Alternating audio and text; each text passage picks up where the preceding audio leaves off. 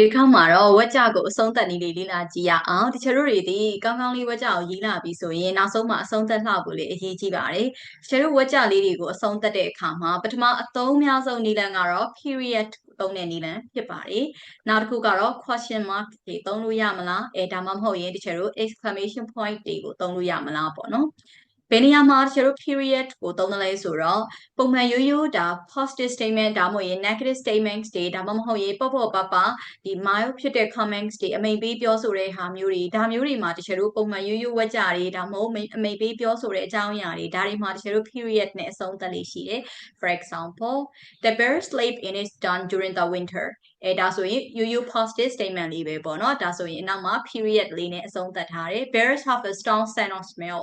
ဒါဆိုရင်လေ period လေးနဲ့အဆုံးသတ်ထားတယ် a mother bear protects her cubs very carefully ဒါဆိုလေ period လေးနဲ့အဆုံးသတ်ထားတယ်ဒါဆိုတချို့ရေးချင်တဲ့ဝက်ကြလေးတွေဒါမှမဟုတ်တချို့ရေးချင်တဲ့အမိန့်ပေးပြောဆိုတဲ့ sentence comments တွေရေးပြီးသွားရင်နောက်ကနေပြီးတော့ period လေးချလေးရှိတယ်ရှင်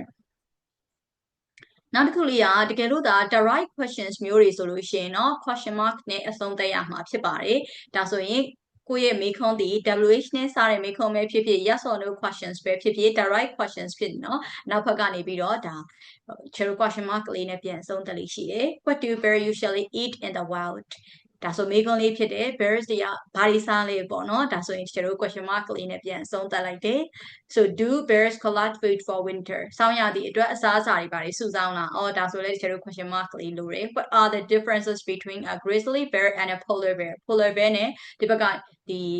နောက်အကြောင်းတစ်မျိုးရှိတဲ့ bears နဲ့သူတို့နှစ်ခုကြားတွေက difference တွေကဘာတွေလဲဒါဆိုလဲ question mark လေးနဲ့အဆုံးသတ်တယ်ပေါ့မေးခွန်းဖြစ်တာ哦เนาะဒါဆိုဒီကျွန်တော်ရေးတဲ့မေးခွန်းလေးတွေမှာဆိုလို့ရှိရင်ပြန်ပြီးတော့ question mark လေးနဲ့အဆုံးသတ်ရမယ်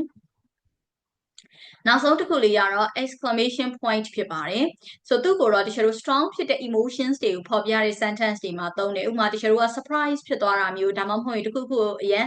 စိတ်လုံးရှားစွာနဲ့ပြောတဲ့ sentence လိုမျိုးဒါမှမဟုတ်ဒေါသတွေဖြစ်နေတာဒါမှမဟုတ်အရေးကြီးလာလို့အရေးပေါ်ထုတ်ပြောလိုက်တဲ့အာမေတိတ်ဝက်ကြတွေဆိုရင်တော့တချို့ exclamation point နဲ့အဆုံးသတ် exclamation point ဆိုတာဒီလိုမျိုးလေးအိုင်ဆောက်ထိုးလို့ပုံစံလေးပေါ့နော် so look at the huge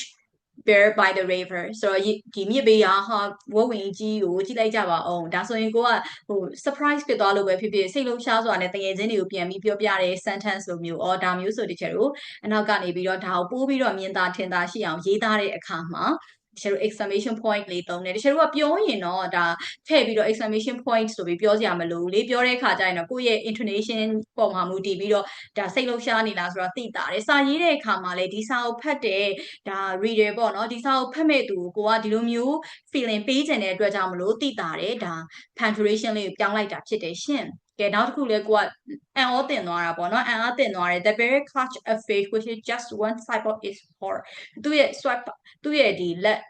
တစ်ဖက်သေးနဲ့တစ်ချက်သေးနဲ့သူကငါ့ကိုဖမ်းမလိုက်တယ်သူကိုက surprise ဖြစ်သွားတယ်ဒါကိုမြင်လိုက်ရတော့ကိုကလန့်သွားတယ်ဒါမျိုးကိုကပြန်ပြီးတော့ဒီ information ကို sharing လုပ်တဲ့ sentence လိုမျိုးပေါ့နော်ဒါမှမဟုတ်ကိုက urgent ပေါ့နော်ဒါကိုယ့်ရဲ့တငယ်ချင်းကအန်ရတစ်ခုခုဒါပြုတ်ကြမှာမလို့ကိုကနေပြီးတော့ watch out သတိထားနေဒါမျိုးကြည့်လိုက်ဒါမျိုးကိုကသူ့ကိုလှမ်းပြီးတော့ပြောလိုက်တဲ့ sentence မျိုးတွေမှာလည်းတချို့တွေဒါ period အစား exclamation point လေးကိုသုံးပါတယ်ရှင်ဆိုတော့ဒါဆိုရင်ဒါလေးကတော့တချို့တို့ဝက်ကြကိုအဆုံးသတ်လို့ရတယ်နည်းလမ်း၃ခုဖြစ်တယ်ပထမအသုံးများဆုံးနဲ့ပုံမှန်ရိုးရိုးသုံးနေကြကတော့ period ဖြစ်ပါတယ်အကယ်၍မေးခွန်းများတာဖြစ်ခဲ့လျင်เนาะ question mark ကိုသုံးပြီးတော့တကယ်လို့တချို့တို့တွေဒီအံ့အားသင့်တာမျိုးကိုယ့်ရဲ့ feeling ပိုပါတဲ့ sentence မျိုးတွေမှာဆိုလို့ရှိရင်တော့အခုလိုမျိုး exclamation point ကိုသုံးပြီးရင်ပိုကောင်းမှာပါရှင်exercise တွေတခုလည်းထည့်ပေးထားပါတယ်ဒီဝက်ကြလေးတွေကိုအနောက်ဘက်ကဘယ်လို punctuation လေးတွေနဲ့အဆုံးသတ်မလဲဆိုတာတခါတည်းဖြည့်ကြည့်လိုက်ပါရှင်